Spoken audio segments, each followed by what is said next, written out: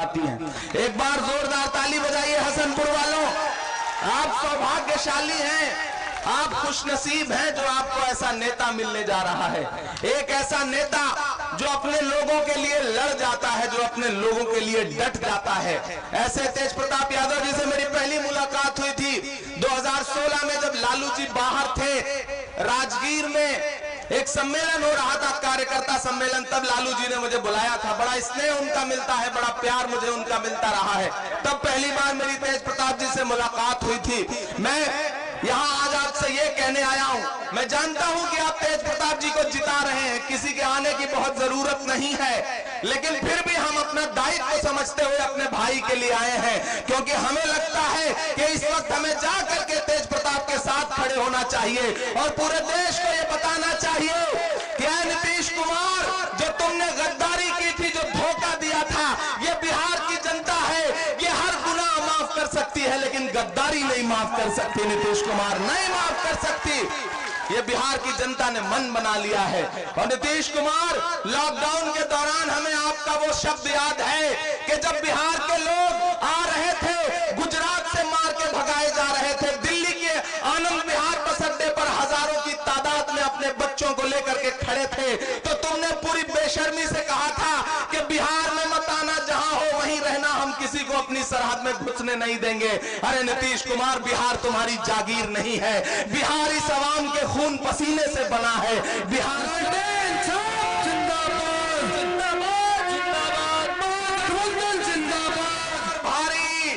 और मैं तो नरेंद्र मोदी से हर सभा में जाके ये कह रहा हूं कि अरे नरेंद्र मोदी साहब, एक 31 साल के नौजवान के एक हेलीकॉप्टर का पीछा करने के लिए जो अपने तमाम मुख्यमंत्री, तमाम मंत्री, तमाम नेता तुमने उतार दिया है, जो उसके पीछे तुमने 2500 हेलीकॉप्टर लगा दिया है, अगर यही 25 हेलीकॉप्टर तुमने बिहार की जनता को लॉकडाउन में उनके घर पहुंचाने के लिए लगाया होता तो शायद ये लोग भूखे प्यासे न मरते। बेशर्म है ये सरकार, बेशर्म है यहाँ बैठी हुई सरकार और दिल्ली में बैठी हुई सरकार, जिसने बिहार के लोगों को भूखे प्यासे। मैं उत्तर प्रदेश से आता हूँ, मैंने देखा है कि जब आप दिल्ली से चले थे पैदल बिहार के लोगों, तो किस तरह से रास्ते में योगी आदित्यनाथ की पुलिस और दिल्ली की पुलिस आपको लाठियां से मारती थी, मुर्गा बनाती थी। मैंने अपनी आंखों से देखा है। हम लोग उस वक्त मदद करते थे और हम ये सोचते थे कि चाहे जितना जुल्म कर लो इन बिहार के लोगों पर, लेकिन ये बिहारी हैं, जिस दिन इनका दिमाग सनक गया उस दिन अच्छे अच्छों को कुर्सी से उतार के फेंक देंगे। और मुझे अब वो जोश दिखाई पड़ रहा है बिहार में।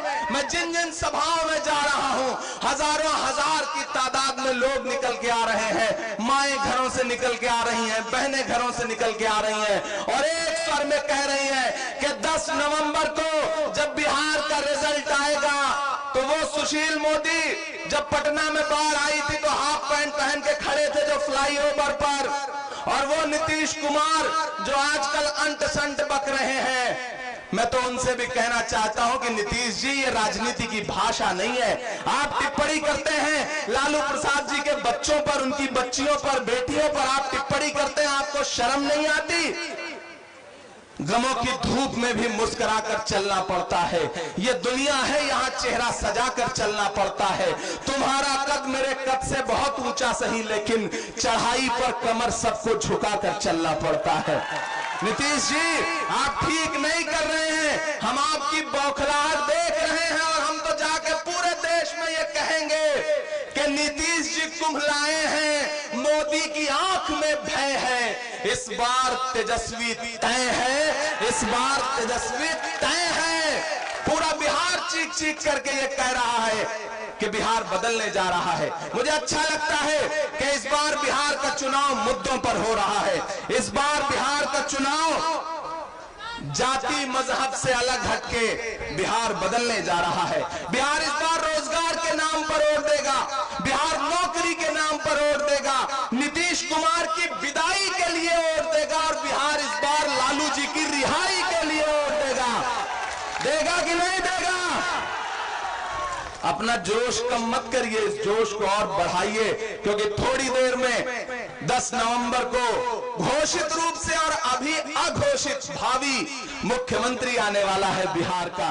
तो उसके लिए आपको जोश और जज्बा थोड़ा और बढ़ा करके रखना पड़ेगा। इधर जो लोग खड़े हैं मैं उनसे भी कह रहा हूं कि इस बार बिहार नीतीश की विदाई के लिए वोट करेगा, लालू जी की रिहाई के लिए वोट करेगा, तेजस्वी की ताजपोशी के लिए वोट करेगा और नीतीश तुम्हारी एहसान फरामोशी के लिए वोट करेगा।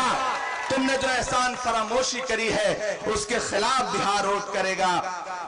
और एक बात और मजे की बताऊं, मोदी जी ने खुद निपटाने का प्रोग्राम बना लिया है नीतीश को।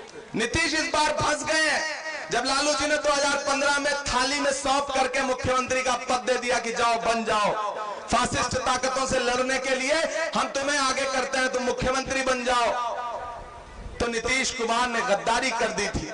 उस गद्दारी का इनाम इस बार उन्हें मिल रहा है। मोदी ने भी उनको निपटाने का प्रोग्राम बना लिया है। किसको भेजा? आजकल चिराग पासवान क्या कह रहे हैं कि मैं तो मोदी का हनुमान हूं, मेरे सीने में मोदी की तस्वीर है। तो मेरा अपना मानना है कि मोदी जी ने बहुत फंसा करके गठबंधन में रख के भी एक हनुमान को भेजा है कि जाओ और नीतीश की लंका में आग लगा दो। बहुत सलीके से निपटाए जा रहे हैं इस बार नीतीश कुमार जी। और वही बौखलाहट है, वही गुस्सा है जो आजकल उनके चेहरे पे दिखता है।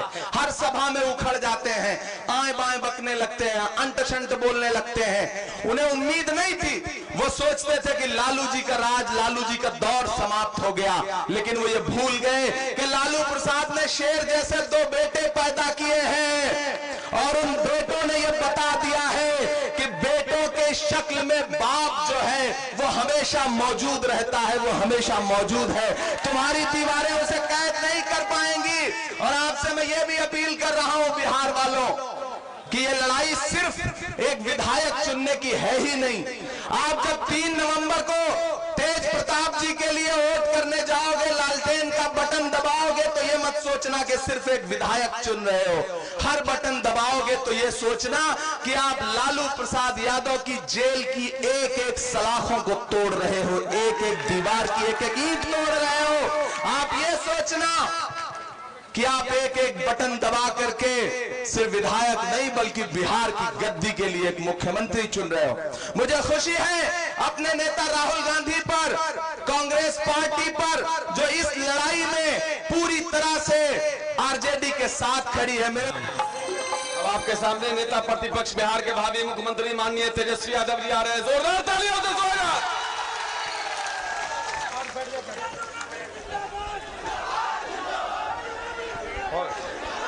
मंच पे बड़े भाई और महागठबंधन आरजेडी के प्रत्यक्ष नहीं, आप लोग मानोगे लोग बड़े भाई तेज प्रताप यादव जी जो प्रत्याशी हैं, माला पुष्पम जी आमन और विभा जी, कारी शोएब जी, इमरान प्रताप गरी जी, सभी यहाँ वामपंथी दलों के, हमारे कांग्रेस पार्टी के, आरजेडी के कार्यकर्ता, नेता, पदाधिकारी, सबों का नाम नहीं ले सकता। एक दिन में 15-15, 16-16 कार्यक्रम करना पड़ रहा है। आप सब लोगों का हम स्वागत करते हैं और आप लोगों से माफी भी चाहेंगे कि बहुत लोगों को बोलना था लेकिन बोलने का मौका नहीं मिल पाया। आप लोग समझ रहे हैं कि मेरा जो हेलीकॉप्टर उसको हमने ट्रैक्टर बना दिया। किसी का होता है, लालू जी का 16 रैली हुआ, मेरा भी 16 हाईएस्ट है। अभी तक लालू जी का रिकॉर्ड नहीं टूटा है, लेकिन हेलीकॉप्टर जो है ट्रैक्टर बन चुका है। तो आप लोग देखिएगा, एक हम लोगों का हेलीकॉप्टर, एगो से इमरान जी, एगो से हम निकल रहे हुए हैं, दूसरी तरफ बीजेपी नीतीश बाबू 30-30 हेलीकॉप्टर पीछे छोड़े हुए हैं। तो एक कहावत नहीं है, एक बिहारी सब पर भारी। इमरान जी भी बिहारी है, बिहार को इतने अच्छे से पहचानते हैं, जानते हैं, तो जाहिर सी तौर पे वो एक नौजवान है बिहारी हम दोनों ठेठ बिहारी सब पर भारी, और हम लोगों का डीएनए भी शुद्ध है।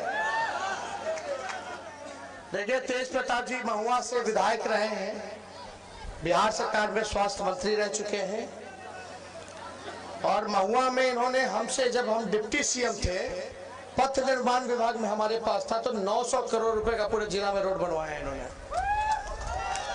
अभी बड़े भाई से बात हो रही थी तो कहते यहाँ की रोड की स्थिति बहुत ही खराब है हसनपुर की, तो ये सारा काम हम लोग करने जाएंगे। रोड भी बनेगा, डिग्री कॉलेज भी बनेगा, आपका स्टेडियम भी बनेगा, और जो जिला की मांग है, अगर हमको आप लोग मौका दीजिएगा, सरकार बनाइएगा, तो जिला का भी हम लोग पूरा कर देंगे। तो देखिए, असल मुद्दा क्या है? पढ़ाई, दवाई, कमाई, सिंचाई। नीतीश जी ने 15 सालों तक ना पढ़ाई की व्यवस्था की, ना कमाई की व्यवस्था की, ना दवाई की व्यवस्था की, ना सिंचाई की व्यवस्था की। कहीं हम नए सोच के हैं, नया बिहार बनाना है, तरक्की के रास्ते पे ले जाना है, तो हमारी सरकार अगर बनती है तो हम लोग कमाई, दवाई, पढ़ाई, सिंचाई के साथ साथ कार्रवाई और सुनवाई वाली सरकार आप लोगों को देने का काम करेंगे। नीतीश जी के राज में दिल पे हाथ रख के बोलेगा, जब ब्लॉक जाते हैं, थाने जाते हैं, तो बिना चढ़ावा दिए हुए कोई काम होता है? सही बोलिए, तो हम झूठ बोल रहे हैं कि सच बोल रहे हैं? नीतीश जी ने 60 घोटाला किया, लगभग बिहार का 30,000 करोड़ का बिहार के खजाने से भ्रष्टाचार किया, किसी पे कार्रवाई नहीं हुई, किसी की सुनवाई नहीं होती है।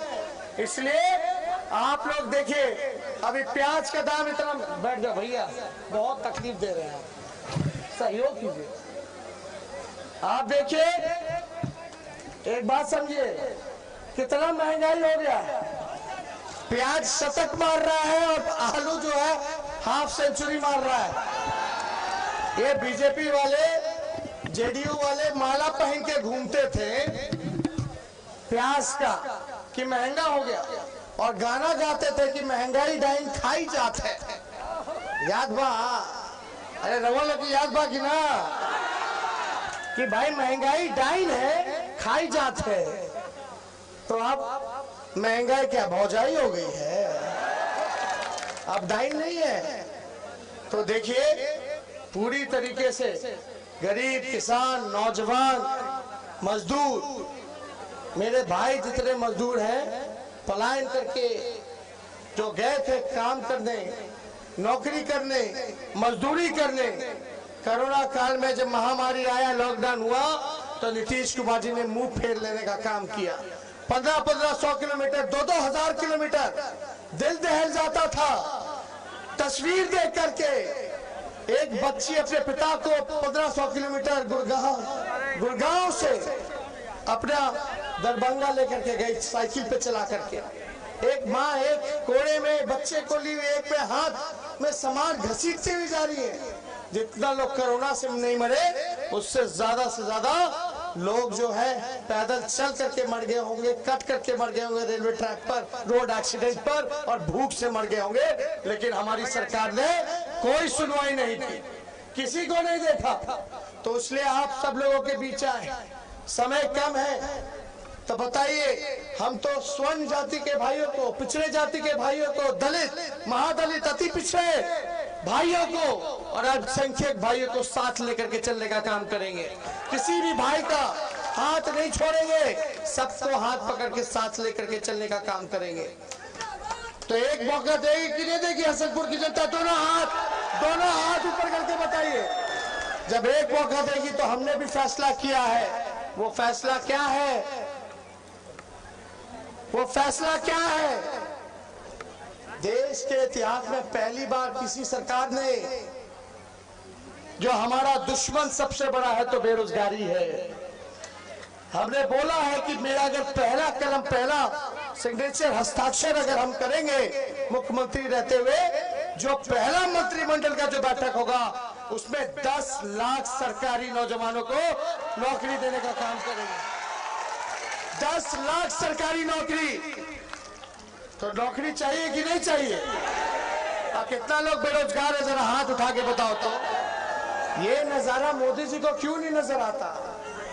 ये नजारा नीतीश जी को क्यों नहीं नजर आता?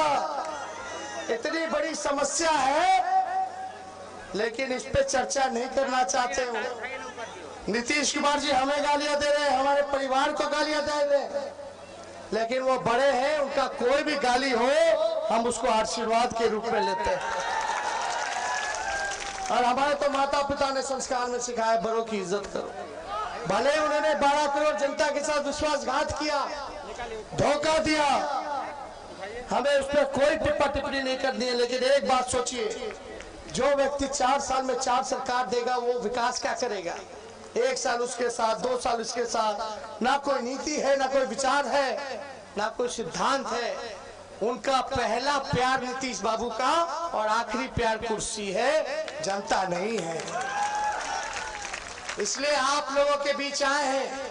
जितनी आंगनबाड़ी, जीविका दीदी है, स्वयं सहायता समूह है, इन सभी को विकास मित्र हो गए, सभी को नियमित करेंगे और इनके मानदेय को दुगुना हम करने जा रहे हैं। नियोजित शिक्षक जितने थे, जो समान काम समान वेतन जो मांग रही है उनकी, लवली आनंद जी भी आई हैं, इनका भी हम लोग जो है स्वागत करते हैं। समान काम समान वेतन का अधिकार हम नियोजित शिक्षकों को देने का काम करेंगे। इस महंगाई में वृद्धा पेंशन जो 400 रुपया है, किसी को मिलता है बाबा, किसी को नहीं मिलता है। हमारी सरकार बनेगी तो 400 से 1000 वृद्धा पर जाम कर देंगे, पक्के मकान देने का काम करेंगे। तो ज्यादा हम समय नहीं लेंगे। देखिए, हम सब लोगों से यही अपील करेंगे कि गोलबंद रहिएगा, एकजुट रहिएगा, बटिएगा मत। बटिएगा तो फिर बेरोजगारी का जो मुद्दा बिहार ने बनाया है, फिर कहीं कोई बेरोजगारी मुद्दा नहीं बन पाएगा। असली दुश्मन हमारा क्या है? क्या आवाज नहीं आ रहा? बोलिए। बेटे, आप सब लोग मेहनत कीजिए, काम कीजिए, सरकार बनाइए और सभी को मान सम्मान दिलाने का काम वो तेजस्वी करेगा, तेज प्रताप जी करेंगे। आप चिंता मत कीजिए। आपसी झंझट मिटाना है, इस बार नीतीश जी एनडीए का विधायक करना है और बिहार में गरीब का, नौजवान का, किसान का सरकार बनाना कि नहीं बनाना? तो बताओ, नीतीश जी के 10 तारीख के विधायक तय बाकी ना? अरे तय बा। तो सब लोग, आप लोगों का आशीर्वाद बनता रहे। सभी यहाँ हमारे जितने वर्कर हैं, हम चाहेंगे कि बूथ पे काम कीजिए, बूथ जिताइए और हमारे जितने अति पिछड़े दलित भाई हैं, चाहे स्वर्ण भाई हो, सभी लोगों को, अल्पसंख्यक भाई, सबको गले से लगा करके दलित भाइयों को लेकर के साथ चलने का काम कीजिए। तो हम ज्यादा यहाँ छात्र राजद, युवा राजद, कांग्रेस पार्टी, वामपंथी दल, सब लोगों ने खास तौर पर मेहनत किया है। उन सब लोगों को हम धन्यवाद देते हैं। लेकिन वोट जब तक पूरा नहीं हो जाता, जब तक पड़ नहीं जाता, तब तक आप लोग निश्चिंत मत बैठिएगा, एक एक काम जो है देखने का काम कीजिए।